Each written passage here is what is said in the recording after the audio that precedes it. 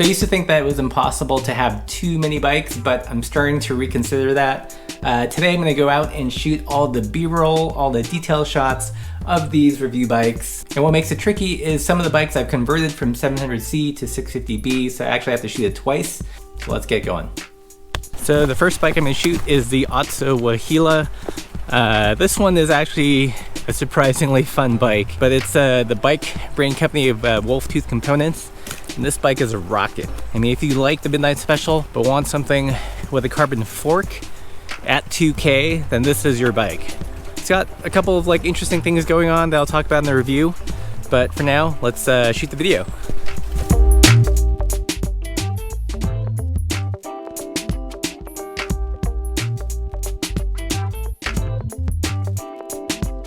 Okay, so bike number one is done. The Wahila, a pretty sweet ride. I think you guys will be stoked about this review.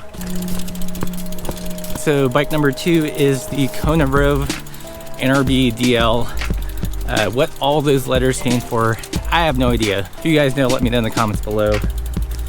Kona Rove line's pretty interesting. It's like a catch-all name for different expressions of this bike. I actually really ended up liking this. It's one of our most requested bikes to review. Took a while to come in, finally here. It's a nice bike.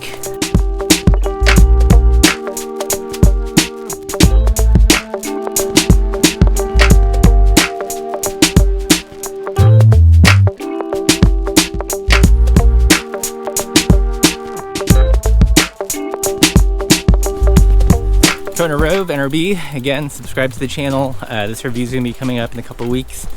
I think the next bike I'm going to pull out is probably the Specialized Sequoia in its Specialized Sequoia in its 650B mode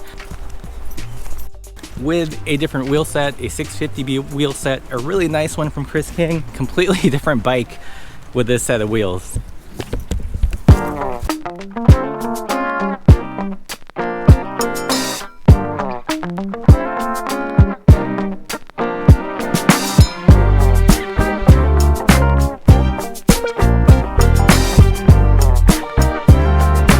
So I'm not going to go too crazy shooting the Specialized in this mode because this is definitely not the stock configuration. So I'm going to swap out the wheels later in the afternoon, come back and spend more time with the details.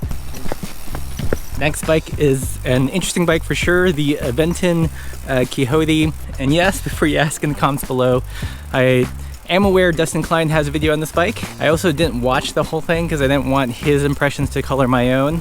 I know he had problems with the stem, and I didn't have that. So, sample size of one. Take it as you want. Not a big fan of the wheels, however. $600 gravel bike.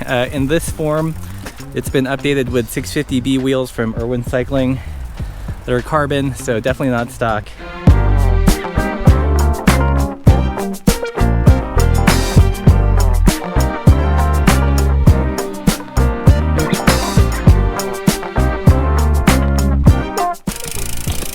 The last and final bike is the Salsa Warbird Version 4 650B. Rarer than hen's teeth. Definitely, I would say, almost a different bike from version 3.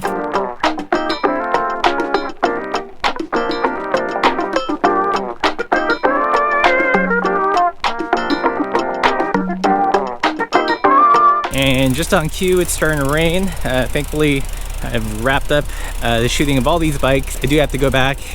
Maybe tomorrow shoot the 700C stock versions of a couple of these. I think I'm gonna go inside and tell you guys what I've learned so far from doing all these bikes back to back. So what have I learned from this entire process testing all these bikes?